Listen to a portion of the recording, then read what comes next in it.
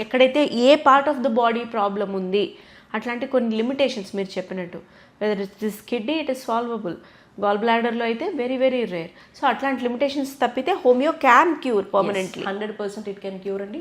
Only surgical cases like కాలు విరిగిపోయింది, ఏదైనా సమ్ ట్రమాటిక్ సిచ్యువేషన్స్ ఉన్నాయి, యాక్సిడెంట్స్ జరిగాయి, అటువంటి కండిషన్స్లో ఏదైనా విరిగినప్పుడు that is anatomical problem, right? అనటామికల్గా చేంజెస్ జరిగిపోతాం, స్ట్రక్చర్లీ చేంజ్ అయిపోయింది. అలాంటి వాటిల్లో హోమియో ఏమాత్రము పని చేయదు.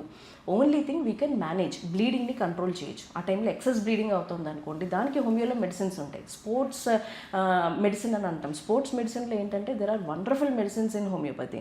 లైక్ స్ప్రెయిన్స్ అయినప్పుడు, కంట్యూషన్స్ అయినప్పుడు, కంకషన్స్ అయినప్పుడు, ఏమైనా దెబ్బ తగిలినప్పుడు, ఇటువంటి వాటిల్లో ఏమవుతుందంటే బ్లడ్ క్లాట్ అవ్వడము, లేకపోతే నెక్స్ట్ డే వాళ్ళు ఆ స్పోర్ట్స్లో పార్టిసిపేట్ చేయాలి, సివియర్ స్ప్రెయిన్ అయింది, ఇమీడియట్గా కొన్ని మెడిసిన్స్ ఉంటాయి, చాలా వండర్ఫుల్గా పనిచేస్తూ ఉంటాయి. సో ఇట్లాగా anatomical structures there are certain limitations. అటువంటి వాటిల్లో ఈవెన్ మేము ఇప్పుడు కూడా చాలా మేము చదువుకున్న దానికి ఇప్పటికీ కూడా ఇంకా మేము చాలా సాల్వ్ చేయగలుగుతున్నాం. But we have read that it is impossible, but we are making it possible. Yes because ఫాస్ట్గా చేంజెస్ అవుతున్నాయి, జరుగుతుంది. సో మా చిన్నతనంలో ఉన్న హోమియోపతి వేరు, అప్పుడు అసలు మాకు అవగాహన లేదు. బట్ ఇప్పుడు నేను ప్రాక్టీస్ చేస్తున్నప్పుడు ఎన్నో ఇన్క్యూరబుల్ కేసెస్, హోప్లెస్ కేసెస్ని we made it very much successful. అంటే ఇప్పుడు క్యాన్సర్ అనుకుందాం మ్యామ్, స్టేజ్ 3, స్టేజ్ 4, అన్ఫార్చునేట్లీ అట్లా స్టేజ్ 2, 3లో డయాగ్నోజ్ అవుతుంది అన్ఫార్చునేట్లీ. సో ఇట్లాంటి టైంలో is it possible to cure completely? Again it depends where the cancer has come. Very true అండి. So ఇది ఇనీషియల్గా ఉన్నప్పుడు, తర్వాత స్టేజెస్ పెరిగిపోతున్నప్పుడు again it's an anatomical change. Cancer is nothing but a growth, right? So cancer ఉన్న టెండెన్సీని తీయగలం, కానీ అంటే అయితే ముందు ఇప్పుడు ఫర్ ఎగ్జాంపుల్ వాళ్ళ హెరిడిటరీలో ఎవరికైనా క్యాన్సర్ ఉందనుకోండి, ఆఫ్ స్ప్రింగ్స్కి రాకుండా హోమియో కాపాడుతుంది, రైట్? ఆల్రెడీ క్యాన్సర్ సఫర్ అవుతున్నారు, మళ్ళీ రాకుండా కాపాడుతుంది. But once cancer has been there, definitely it can manage, but it can never be a cured. This is very much important అండి. జనాలకు కూడా మనం కరెక్ట్ గైడెన్స్ ఇవ్వాలి. వీ షుడెంట్ అంటే ఇప్పుడు క్యాన్సర్కి తగ్గిపోతుంది, దేనికైనా తగ్గిపోతుంది, కొన్ని ఎపెండిసైటిస్కి మనము తగ్గించేయగలం. Yes, appendicitis acute, sub acute phases ఉంటాయి, క్రానిక్ కండిషన్స్ ఉంటాయి. If it is an acute phase, అది బర్స్ట్ అయిపోవడానికి రెడీగా ఉంది, no, homeo cannot help it. It can only manage till you go to hospital, but it cannot cure it. So ఇలాంటి కొన్ని conditions ఎక్కడ మనం హోమియో వాడాలి, ఎక్కడ అలోపతి వాడాలి, ఎక్కడ ఆయుర్వేద వాడాలి అనేది జనాల్లో ఇప్పటికైనా అట్లీస్ట్ అవేర్నెస్ రావాలి. ఇలాంటి క్యాన్సర్ లాంటి ఒక కండిషన్స్కి పూర్తిగా క్యూర్ అవుతుంది అని చెప్పడం అనేది చాలా తప్పు. అంటే we are just fooling people, that we can not do. It is purely anatomical problem. అంటామికల్గా చేంజెస్ జరిగిపోతుంటే లోపల గ్రోత్ అవుతూ ఉంటుంది, and it is a multi organs involvement ఉంటుంది, మెటాస్టాసిస్ జరుగుతూ ఉంటుంది. No, it is not possible అండి. హెర్నియా, వెరికోస్ వెయిన్స్ ఇవి కూడా వింటున్నాం మ్యామ్. మీరు అడిగితే ఒక 5-6 ఏళ్ల క్రితం వెరికోస్ వెయిన్స్ అంటే ఏంటో ఎవరికీ తెలియదు, కానీ thanks to the publicity and all ఎందుకు వస్తుంది, ఆపరేషన్ అయిన తర్వాత కూడా ఇబ్బంది పడే వాళ్ళు ఉన్నారు. సో ఇట్లాంటి కండిషన్స్, హెర్నియా కూడా మీరు అన్నట్టు రకరకాల పార్ట్స్లో వస్తుంది. అంబలికల్ కార్డ్స్ చుట్టుకుపోయి ఆ హెర్నియా కావచ్చు, లేకపోతే పక్కన ఒక గడ్డలాగా పెరగచ్చు. ఇట్లాంటి కేసెస్ క్యూరబులా హోమియోలో? Hernia is purely surgical case అండి. ప్యూర్లీ సర్జికల్, ఎవ్వడు మార్చలేడట్టున్నారు డాక్టర్ గారు. సో హెర్నియా అనేది ప్యూర్లీ అది వెళ్ళి చేయించుకోవాల్సిందే, సర్జరీ చేయించుకోవాల్సిందే. ఎందుకు వస్తుంది ma'am hernia? Hernia is nothing but displacement అండి. ఉన్న పొజిషన్ నుంచి ఆ వచ్చే ప్లేస్మెంట్ని బట్టి దాన్ని రకరకాల పేర్లతో పిలుస్తూ ఉంటారు. ఫర్ ఎగ్జాంపుల్ అంబ్లికస్ దగ్గర ఉండే పార్ట్ కిందకి జారింది అనుకోండి, that is called umbilical hernia. Inguinal area అయితే ఇంగ్వైనల్ హెర్నియా. అట్లాగే అది యూట్రస్ అనుకోండి, దాన్ని హెర్నియా అంటారు, దాన్ని ప్రొలాప్స్ ఆఫ్ యూట్రస్ అంటాం. సో ఇలాంటి కండిషన్స్ ఉన్నప్పుడు అక్కడ ఏం చేస్తారంటే మెష్ వేసి దాన్ని మళ్ళీ దాన్ని కరెక్ట్ ప్లేస్మెంట్లో పెడతారు. ఇది generally purely surgical case. We cannot touch the case unless usually hernia కొన్ని సందర్భాల్లో పెయిన్ వస్తుంటుంది, కొన్ని సందర్భాల్లో పెయిన్ రాదు. ఓకే, సో ఈ పెయిన్ ఎందుకు వస్తుంది అంటే స్ట్రాంగులేట్ అయినప్పుడు వస్తుంది, లోపల ఉరి పడినప్పుడు పెయిన్ వస్తుంది. That is purely or emergency situation where he has to go to allopathy.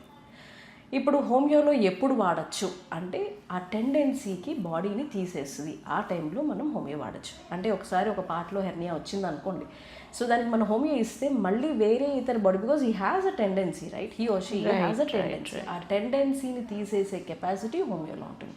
దానికి హోమియోపతి వాడాల్సి ఉంటుంది. ఒక person coming back to varicose veins. So మీరు వారికోజ్ వెయిన్స్ గురించి అడిగారు. ఎస్, వారికోజ్ వెయిన్స్కి చాలా వండర్ఫుల్ మెడిసిన్స్ ఉంటాయి. దానికి సర్జరీ వరకు వెళ్ళాల్సిన అవసరం లేదు. బికాజ్ ఇది సర్క్యులేటరీ ఇష్యూస్ ఏవైతే ఉన్నాయో వారికోజ్ వెయిన్స్లో కూడా చాలా రకరకాలు ఉంటాయి. సో దానికైతే హోమియోలో వండర్ఫుల్ ట్రీట్మెంట్ ఉంటుంది. చాలా మందికి ఏమవుతుందంటే డిలే చేయడం వల్ల కొన్నిసార్లు అల్సర్స్ కూడా ఫామ్ అవుతూ ఉంటాయి. సో అట్లానే వాళ్ళకి ఆ సర్క్యులేటరీ ఇష్యూస్ ఉండడము, తర్వాత ఎక్కువ నుంచున్నప్పుడు సివియర్గా కాఫ్ మజిల్స్లో పెయిన్ వస్తూ ఉండడము, వాళ్ళ ప్రొఫెషనల్గా వాళ్ళు ఉండే పరిస్థితులను బట్టి ఎక్కువగా స్ట్రెయిన్ పడేదాని కొద్దీ ఇవన్నీ జరుగుతూ ఉంటాయి. బట్ ఎస్, దానికి సరైన గైడెన్స్ తీసుకుంటూ హోమియో మెడిసిన్స్ వాడితే చాలా వండర్ఫుల్గా రిలీఫ్ అనేది ఉంటుంది. Super ma'am. ఇప్పుడు ఎస్పెషలీ మెన్ కూడా అనుకుందాం, 35-36 దాటి ఉంటారు, మిడ్ ఏజ్లో ఉంటారు. కొలెస్ట్రాల్ లెవెల్ నార్మల్ ఉండొచ్చు, డయాబెటీస్ రాకను పోవచ్చు, కానీ అన్ఎక్స్ప్లెయినబుల్ ఫెటీగ్ ఉంటుంది, ఒకలాంటి డల్నెస్ ఉంటుంది. అది సైకలాజికల్ అనండి, పెరిమెనోపాజ్ అనండి, ఇంకేదైనా కారణాలు. ఇట్లాంటప్పుడు హోమియో ప్రివెన్షన్గా కానీ ఏదైనా ఇష్యూ వస్తే, ఎగ్జాంపుల్ కొలెస్ట్రాల్ ఇష్యూ వచ్చింది, లేకపోతే ప్రీ డయాబెటీస్ ఫేజ్లో ఉన్నారు, హోమియో ఇంకా వర్సన్ అవ్వకుండా ప్రివెన్షన్కి ఉపయోగపడుతుందా? 100% అవుతుందండి. ఫర్ దట్ ఈవెన్ నా క్లినిక్స్లో I give a process called detoxification. So it detoxes your body. We aim 9 major organs. So ఆ ఆర్గన్స్కి మనం ప్రివెంటివ్గా, అంటే ఫర్ ఎగ్జాంపుల్ ఈ రోజుల్లో మనం చూసినట్లయితే ఎక్కువగా లివర్కి డీటాక్స్ అవసరం. ఎందుకు? మనం తినే ప్రతి ఫుడ్, తాగే ప్రతి నీరు, అంటే ఏదైనా అవ్వనివ్వండి, ద్రవ పదార్థాలు ఏదైనా సరే, పీల్చే గాలి, వీటిల్లో పూర్తిగా కలుషితమైందే తప్పితే ఎక్కడ మనకి ప్యూరిటీ లేదు. సో మనకేమవుతుంది, మనకు తెలియకుండా మనం అంతా బాగానే ఉన్నామే, ఇంట్లో ఫుడ్ తింటున్నామే, బట్ స్టిల్ వై అవి ఎందుకు మనకి రోగాలు వస్తున్నాయి? సో మనం ఏవైతే తీసుకుంటున్నామో వాటిల్లో పొల్యూటెడ్ అయి ఉండడం వల్ల ఫస్ట్ ఎఫెక్ట్ వెళ్ళి లివర్ మీద పడుతుంది. సో లివర్, అందుకే ఈ మధ్యకాలంలో ఎక్కువగా ఫ్యాటీ లివర్ చూస్తున్నాం.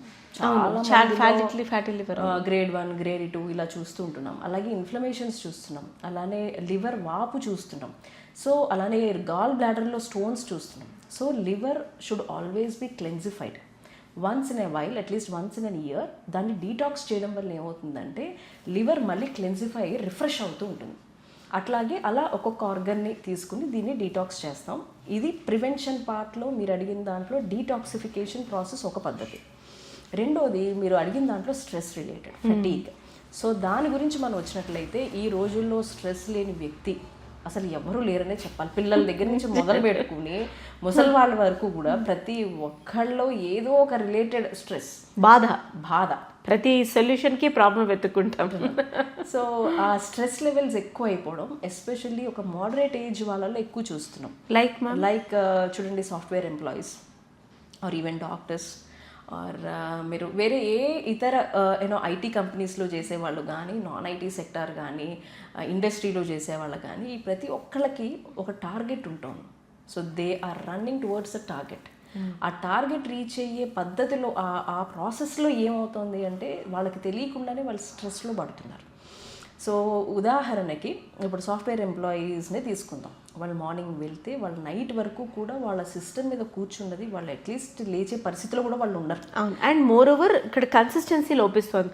ఇప్పుడు ఇట్లాంటి ఇండస్ట్రీ, సాఫ్ట్వేర్ కానీ లేకపోతే మీడియానే అనుకుందాం, ఈ రోజు ఉన్నాం, రేపు ఉంటామో లేదో తెలియదు. కరెక్ట్.